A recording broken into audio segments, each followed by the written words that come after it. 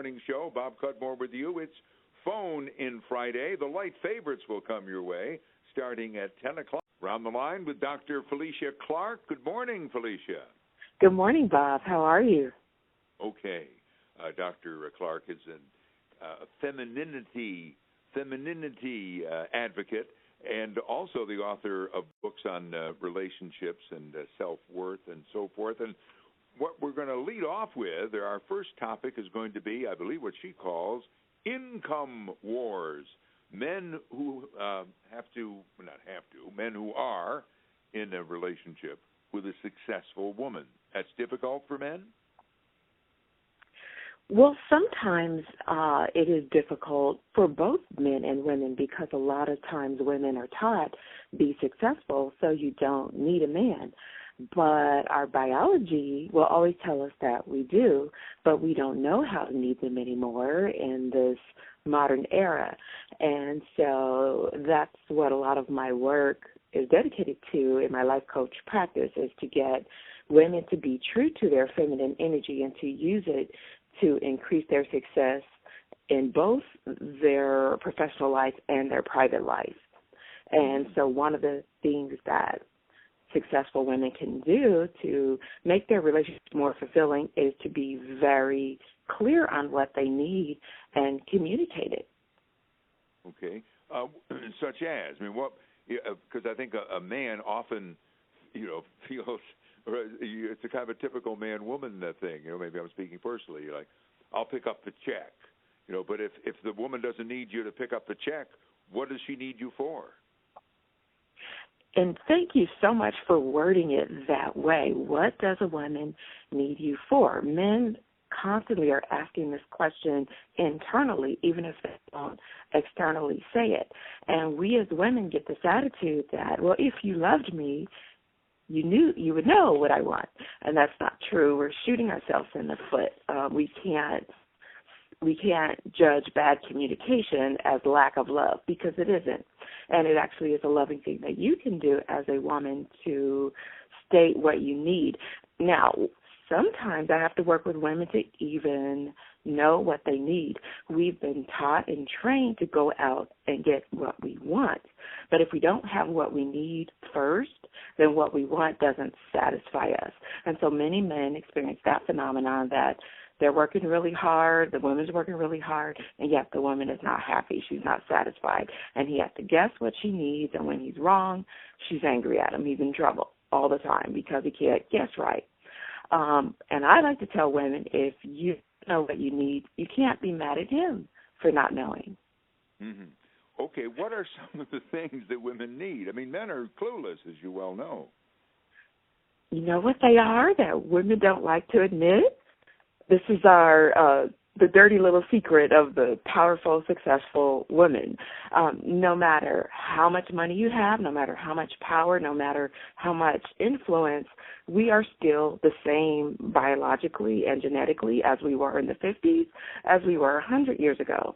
And so what we are hardwired to need is safety and security still. Now, if you're a woman getting mad at me for saying that, you're not being true to your feminine energy. That's how we're built. Now, in the past, security meant money. It meant get a paycheck for men. But we weren't satisfied with that. We had a whole women's movement. And also it created a type of dependency that made us feel like we'd rather go get our own job instead of be dependent, because unfortunately a lot of women weren't treated well under that system. So having your own money does not mean that you no longer need safety and security. So I have 4 things that I can share quickly that men can do to provide for successful women that don't involve some don't involve any money, and some don't involve that much money. So a huge thing that really makes a difference for a woman that many women don't even know is that you want your man to register inside of your body as your protector. Many men register as your procreator. Whenever he touches you, it's some way, somehow gets translated into some type of procreative instinct. It triggers your procreative instinct, not that I'm just here to protect you. So specifically, a man can stand up, hold his woman close, and firmly put his hand in her lower back and hold her like that for 20 minutes. Okay, Yeah. well, that's specific and interesting, yes, all right. And do you want to know why 20 minutes? Yeah, why 20 minutes? After 20 minutes of her standing there smelling his testosterone, taking in his pheromones, her body will relax and she will start to produce oxytocin, which is a bonding hormone. So this is very intimate, but it's not a demand for sex. It's not sexual. It's an intimacy where she can feel vulnerable. And some women have trouble just being held that long because the feelings of vulnerability are so uncomfortable. When you're this tough, independent woman, vulnerability feels scary and threatening. Yeah, I know you've got 3 others to go, but I would Okay. say that one of the I'm just trying to interrupt or interject here. One of the I don't know. It seems to me there are some women who you talk about this need for security that they don't buy that. I mean, they see the need for security much like fellow soldiers on a battlefield. I mean, like, well, yes, it'd be good to have the man have the woman's back, and vice versa. I mean, I think that maybe it would be her idea that, I'll take care of his security as well. Can I tell another little secret? I think I'm going to get in trouble with these powerful women out there. That the more posturing you do, I don't need anything, I'm tough, the less secure you actually feel inside. That superwoman toughness is a reaction to not truly feeling safe and secure. Okay. Now, you started out with 4 ideas. I think you did 1. Can you do 2 more? Yeah, the old-fashioned thing that all men were taught, carry heavy things for women. A woman might say, I can carry my own stuff, and that's true. We can do the things that men can do, but it exhausts us in a way that it doesn't exhaust men.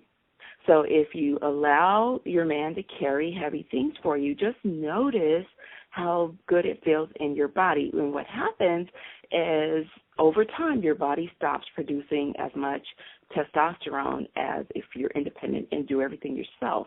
Your adrenal glands get to go on break. Your adrenal glands are for fight or flight, and that's what we're sourcing to do the heavy lifting and to fight and compete with men. And so that's for war. My program is called Ending the War of the Sexes, and one of the things we do as women is live in a constant state of war. We're constantly using our adrenal gland energy, which is for fight or flight, for war, to engage in war or to flee from war. So when we're not at war, we don't need to do that. All right, so holding for 20 minutes, carry the heavy stuff. What's step number 3 here? Step number 3 is how you can provide financial value to the home or to the couple or to the assets of the home, even though it doesn't come from a traditional job.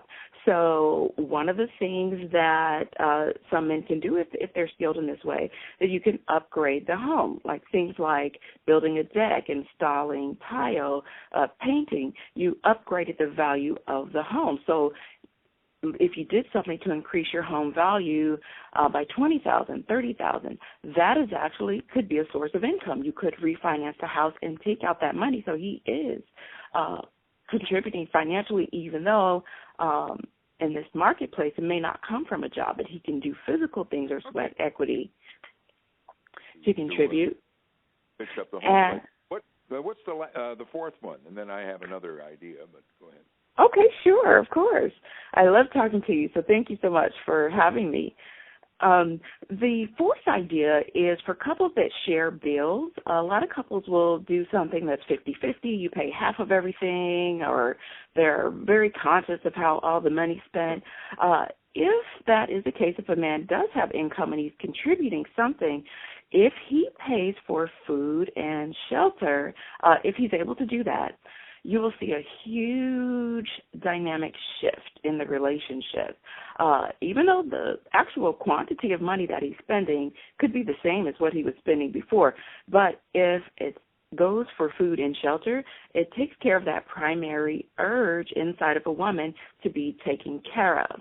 That frees up her feminine energy to focus on other quality of life things. Instead of providing the home, she can take care of the interior of the home if she so desires. Every woman's not real skilled at that, but her feminine energy can show up in other ways, in her nurturing, in a better attitude, in being happier, in being more fulfilled, which is a reward for a man. A man wants his woman to be happy, despite what we see in all this bad relationship culture. Really, at the end of the day, a man wants his woman to be happy, and a lot of men experience a sense of failure when the woman is always frustrated and angry. Here's my quibble with this. I like point 1 and point 4. I have no objection to holding the woman for 20 minutes, for sense of security, nor I think that's a great idea about paying, the man pays for the food and security. My difficulty specifically is in the middle part. I'd like to do those things, and I think there are other men like me, especially as you get older, I'm not really physically able or physically interested in terms of doing the home repairs, about doing the heavy lifting or being handy around the home. What do you do about men who are like that? That's okay. In my program, The 10 Commandments for Gender Peace, Ending the War of the Sexes, there's a lot of suggestions. These are just 4 of them. But that's a great point that, let's say neither one of you want to carry the heavy things. That's okay. You can maybe provide delivery service so that she doesn't have to do it. You can still take care of it, even though your physical labor did not provide that. And sometimes she can do it, and then you can just do other things that help to reduce the testosterone level in her system. There's a correlation between the anger, frustration, competition with men, lack of intimacy between people who claim to love each other and women being outside of their feminine energy. Either they're in neutral or they're using masculine. We're out of time. Thank you very much for joining us. Felicia Clark is the name. Do you have a website where people can get more information? I do. My website is ebooklifecoach.com. ebooklifecoach.com. Well, thank you, Dr. Felicia Clark. A very interesting conversation. You have a good day. Thank you, Bob. Thank you for having me.